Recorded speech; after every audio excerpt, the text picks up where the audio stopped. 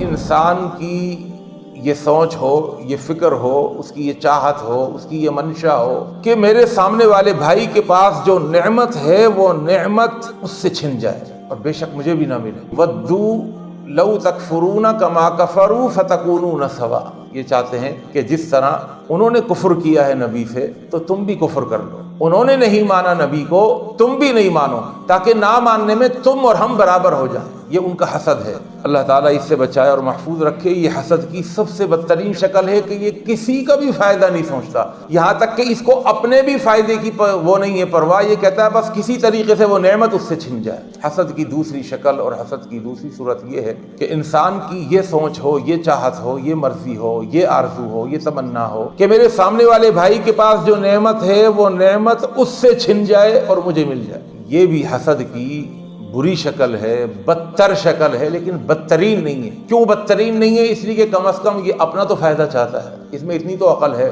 کہ وہ کہتا ہے اس سے نعمت چھن جائے اور مجھے مل جائے۔ اللہ نے اس کو بھی قرآن مجید میں ذکر کیا ہے، ام یحسدون الناس علی ما آتاہم اللہ من فضلہ۔ یہودی حسد کرتے تھے اور وہ کہا کرتے تھے یہ نعمت انبیاء کا سلسلہ تو ہمارے ہاں چل رہا تھا اور بنو اسحاق کے اندر چل رہا تھا، یہ بنو اسماعیل کے اندر کیسے آ گیا؟ تو وہ یہ حسد کے طور پر اللہ کے نبی صلی اللہ علیہ وسلم پر ایمان نہیں لاتے تھے، اور ان کی یہ کوشش تھی کہ یہ نعمت تو ہمارے پاس تھی، ان کے پاس کیسے، یہ ان سے چھن جائے اور بس ہمارے پاس ہی رہے۔ اللہ نے اس کا بھی ذکر کیا ہے، حسدا من عند انفسهم من بعد ما تبین لهم الحق، ان کو حق پتہ چل گیا تھا۔ الذین آتیناہم الکتاب یعرفونہ کما یعرفون ابناءہم، یہ جو اہل کتاب ہیں یہ آپ کو اس طرح پہچانتے ہیں جس طرح باپ اپنے بیٹے کو پہچانتا ہے، لیکن پھر بھی نہیں مانتے۔ وہ کہتے ہیں نبی آپ کیسے بن گئے؟ یہ حسد کی دوسری شکل ہے۔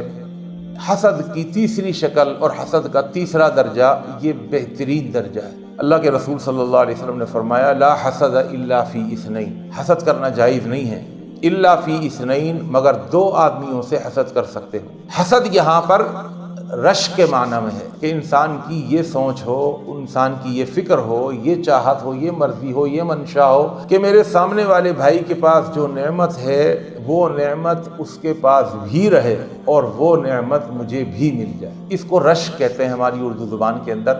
صحیح بخاری کی حدیث ہے کہ دو آدمیوں سے حسد کرنا جائز ہے بس۔ نمبر ایک رجل، ایک وہ آدمی آتاہ اللہ مالا، جس کو اللہ نے مال دیا ہو، اور مال تو اللہ بہت سارے لوگوں کو دیتا ہے، لیکن مال دینے کے بعد اللہ نے اس کے اندر ایک کوالٹی اور ایک خوبی اور پیدا کر دی ہو، فَسَلَّتَهُ عَلَى هَلَكَتِهِ بِالْحَقِّ۔ فَسَلَّتَهُ، اس لفظ کو ذرا سمجھیے گا، یہ تسلط سے نکلا ہے۔ ہماری اردو زبان میں بھی یہ لفظ استعمال ہوتا ہے۔ یہاں پر اللہ کے نبی صلی اللہ علیہ وسلم نے فرمایا کہ مال دینے کے بعد ایسا نہیں اس کا مال اس کے اوپر مسلط ہو گیا، بلکہ اللہ نے اس کو مال دیا، مال دینے کے بعد اللہ نے اس مالدار کو مال و دولت کے اوپر مسلط کر دیا۔ تسلط اس مالک کا ہے اپنے مال کے اوپر، مال کا تسلط نہیں ہے۔ ایک ہوتا ہے مال کا تسلط، مال و دولت کے حصول کے لیے وہ لگے رہتے ہیں، سارا دن کام کرتے ہیں، وہ کمانے کی مشین ہے اور ان کا مقصد یہ ہے کہ کمائے جائیں اور خوب کمائے جائیں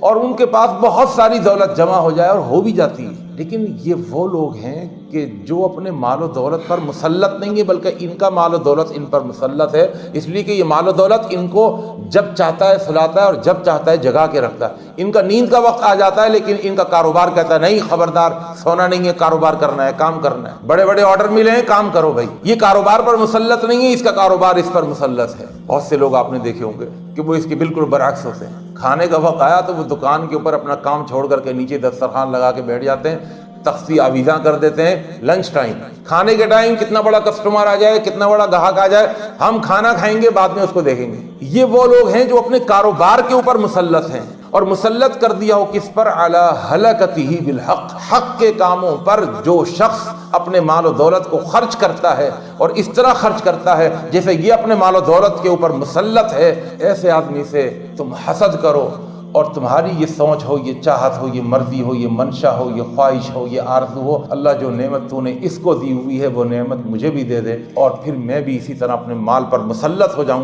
اور حق کے کاموں پر اس کو خرچ کروں۔ دوسرا آدمی جس سے حسد کرنا جائز ہے، فرمایا رجل، ایک وہ آدمی ہے آتاہ اللہ علما، جس کو اللہ نے علم دیا، علم آ جانے کے بعد وہ عمل کرنے والا بھی بن جائے۔ کیونکہ علم کی مثال تو وضو کی سی ہے اور عمل کی مثال نماز کی سی ہے۔ تو علم تو اس لیے حاصل کیا جاتا ہے تاکہ انسان کا اچھا عمل ہو جائے، عمل کے جو تقاضے ہیں ان تقاضوں کے مطابق اس کا عمل ہو جائے۔ تو فرمایا وہ عالم جس کو اللہ نے علم دیا ہو اور علم دینے کے بعد فَهُوَ يَعْمَلُ بِهَا، وہ اس علم کے اوپر عمل بھی کرتا ہو اور ساتھ ساتھ صرف خود عمل نہ کرتا ہو، وَيُعَلِّمُهَا النَّاسِ، اور وہ لوگوں کو علم سکھاتا بھی ہو۔ کیونکہ یہ عالم کوئی ایک آدمی نہیں ہے، اس کا کوئی ثواب ایسا نہیں ہے کہ اس کو صرف ایک ایک ثواب مل رہا ہے، اس کی نیکیاں ایک ایک کے حصہ نہیں، جس کو اس نے علم سکھایا اور جو اس کے اوپر عمل کرے گا تو اس کا سارا ثواب اس کے کھاتے میں لکھا جائے۔ تو ایسے عالم سے بھی آپ رشک کریں، آپ حسد کریں، آپ کی یہ سوچ ہو کہ یا اللہ جو نعمت تو نے اس کو دی ہوئی ہے وہ نعمت اس کے پاس بھی رہے اور یہ نعمت مجھے بھی مل جائے۔